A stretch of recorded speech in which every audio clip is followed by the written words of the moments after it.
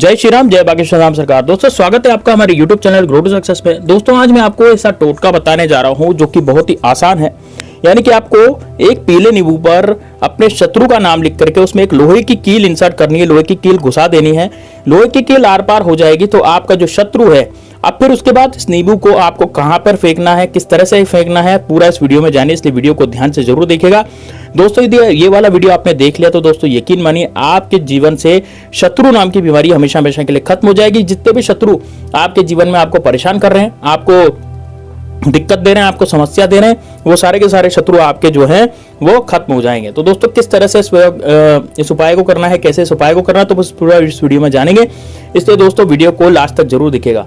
और यदि आप भगवान भोलेनाथ के सेवक हैं तो आप कमेंट बॉक्स में हर हर महादेव जरूर लिख दीजिए। यदि आप भगवान श्री कृष्ण के भक्त हैं तो राधे राधे लिख दीजिए। और यदि भगवान श्री राम के भक्त हैं तो जय श्री राम दोस्तों कमेंट बॉक्स में जरूर लिखे। हनुमान जी हमेशा आपके साथ रहेंगे।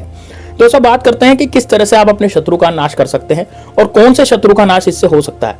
तो दोस्तों वो वाले शत्रु जो आपको गुप्त रूप से परेशान कर रहे हैं, जो कि पीठ पीछे आप पर वार करते हैं और आपको पता भी नहीं लगता कि यार ये मेरा शत्रु है क्या ये मेरा दोस्त है, यानी कि ये मेरा शत्रु है या दोस्त है, आपको ये भी पता नहीं लगता। क्योंकि आपको तो वो सामने से बड़ा मीठा मीठा बोलता है, सामने से बड़ी अच्छी अच्छी बातें करता है, लेकिन पीठ पीछे वो आपकी प्रॉपर्टी हथियाना चाहता है, आपकी महिलाओं पर बुरी नजर डालता है ना, और आपको अपने जीवन में बहुत ज्यादा वो परेशान करने की सोचता है। आप जितनी तरक्की करते चले जाते हैं, शत्रु जो है उतना ही बिगड़ता चला जाता है दोस्तों।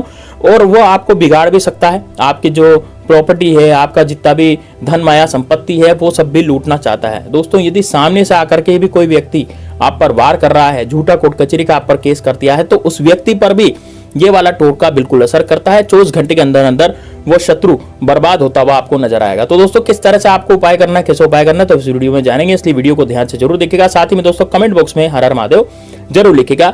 दोस्तों इस वीडियो को आप सेव कर सकते हैं या फिर आप शेयर भी कर सकते हैं किसी के साथ, ताकि उनको भी इस उपाय के बारे में पता लग सके, आपके रिश्तेदारों को, आपके दोस्तों को, ताकि वो भी अपने शत्रुओं से अपना बचाव कर सके।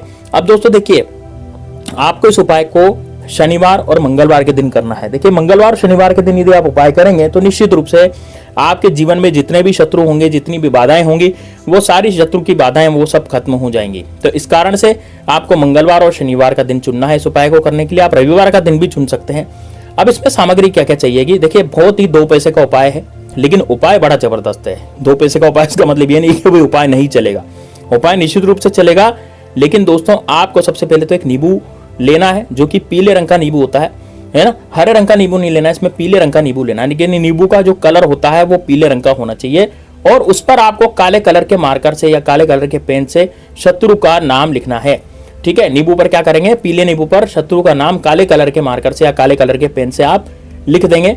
अब दोस्तों देखिए, आपको जो नींबू लेना है वो कटा फटा, टूटा फूटा, या फिर ऐसा नहीं होना चाहिए जो नींबू मतलब जिसमें दाग दगिला हो, दाग दगिलापन हो, नींबू में दाग हो रहे हो, ऐसा नींबू नहीं लाना। बिल्कुल स्वस्थ और रस से भरा हुआ पीले कलर का नींबू लाना है। नींबू 2 तरह के होते हैं, एक होता है हरे रंग का नींबू, एक होता है पीले रंग का नींबू। तो आपको यहाँ पर केवल मात्र पीले रंग का ही नींबू लाना है, इस बात पे ध्यान देना है। लोग क्या करते हैं, हरे रंग का नींबू उठा लेते हैं और उपाय कर डालते हैं, फिर वो उपाय सफल नहीं होता। तो ये वाला उपाय केवल पीले रंग के नींबू से ही किया जाता है। दोनों में फर्क क्या होता है, देखिए होते तो दोनों नींबू ही हैं, लेकिन हरे रंग के नींबू की जो क्वालिटी है वो अलग होती है। ठीक है, हरे रंग का नींबू एक तो उसमें कलर आप देखेंगे, कलर भी हरा है, दिख ही रहा है सामने, उसको काटेंगे तब भी अंदर से हरे हरे उसके जीरा, जो अंदर से जो नींबू का जीरा होता है वो भी हरा ही नजर आता है। लेकिन पीला नींबू जब अंदर से काटते हैं तो वो पीला रंग का नींबू आता है अंदर से भी। दोनों नींबू को आप सूंघेंगे तो दोनों की नींबू की खुशबू में भी फर्क आता है। तो दोस्तों ये जो कलर का और खुशबू का फर्क है, यही दोनों नींबुओं को अलग बनाता है। इस कारण से पीले नींबू का जो उपाय है वो पीले नींबू के साथ ही होता है, हरे नींबू का उपाय हरे नींबू के साथ ही होता है। तो अब आप इसको क्या करेंगे, इस बार शत्रु का नाम लिख देंगे। अब यदि आपके मान लीजिए शत्रु का नाम आपको नहीं पता, मान लीजिए मेरे शत्रु का नाम अजय सिंह है, तो मैं नींबू पर अजय लिख दूंगा। लेकिन दोस्तों यदि मुझे अपने शत्रु का ही नाम नहीं पता, या फिर मुझे ये नहीं पता कि मेरे गुप्त शत्रु कौन से हैं, क्योंकि गुप्त शत्रु का तो हमें पता ही नहीं लगता। तो दोस्तों अब आप उनको परास्त करना चाहते हैं, अपने गुप्त शत्रुओं को पीछे हटाना चाहते हैं, तो आप केवल क्या लिखेंगे वहां पर, अजय। ठीक है, यानी शत्रु लिख देंगे। क्या लिखेंगे, शत्रु। शत्रु क्यों लिखेंगे, क्योंकि आप जानते ही नहीं ना, आप बहुत सारे शत्रु हैं, एक से ज्यादा शत्रु आपके जीवन में। तो आप क्या करेंगे, इतने सारे शत्रु का नाम लिखने बैठेंगे क्या नींबू पर, वो तो संभव नहीं है। मान लो 50 शत्रु, तो 50 के तो नाम ही नहीं लिख सकते। 3 शत्रु के भी ढंग से नाम नहीं लिख सकते नींबू पर, तो तो यदि आपके एक से ज्यादा शत्रु हैं या फिर गुप्त शत्रु हैं, आप नहीं जानते उनका नाम, तो फिर आप क्या लिख देंगे, केवल शत्रु। अब शत्रु जो है काले कलर के मार्कर से इस पर लिखना है। अब देखिए ये उपाय आपको करना कहाँ है। ये उपाय आपको सबसे पहले तो सुबह या रात्रि में आप कर सकते हैं। महिलाएं कर सकती है, पुरुष भी कर सकते हैं, दोनों इस उपाय को कर सकते हैं, ठीक है ना। या तो आप इसको सुबह करें, सुबह का मतलब क्या हुआ कि 7 बजे के बाद नहा धो करके कभी भी करें, या फिर रात्रि में करें। रात्रि में कब करें, जैसे 9 बजे के बाद आप इस उपाय को कर सकते हैं, ठीक है। स्त्री भी कर सकती है, पुरुष भी कर सकता है, कोई भी इस उपाय को कर सकता है। अब क्या करेंगे, इस नींबू को उठाएंगे, नींबू को उठा करके इस पर लिखेंगे नाम।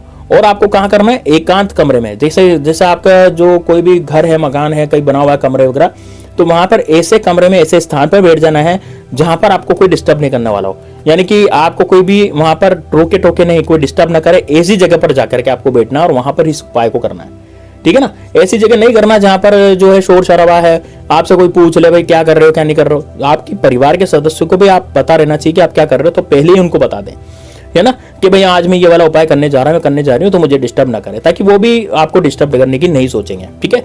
अब क्या करेंगे, एकांत कमरे में चले जाएं, दक्षिण दिशा में मुंह करें। आपका मुख जो है वो दक्षिण दिशा की तरफ होना चाहिए। आप या तो आसन लगा के बैठ जाएं या फिर आप टेबल कुर्सी पे भी बैठ सकते हैं। दक्षिण दिशा की तरफ आपके हाथ में नींबू होगा, नींबू पर आपने नाम लिख लिया होगा, है ना, नहीं लिखा तो लिख लीजिए, या शत्रु लिख लीजिए, आप शत्रु का नाम लिख दीजिए। अब एक लोहे की कील आपको लेनी है। अब दोस्तों देखिए, लोहे की कील जो है आप बाजार से खरीद के भी ला सकते हैं, नहीं पुरानी कोई सी भी कील चलेगी, लेकिन बस कील जो है वो सीधी होनी चाहिए, कील टेढ़ी मेढ़ी नहीं होनी चाहिए।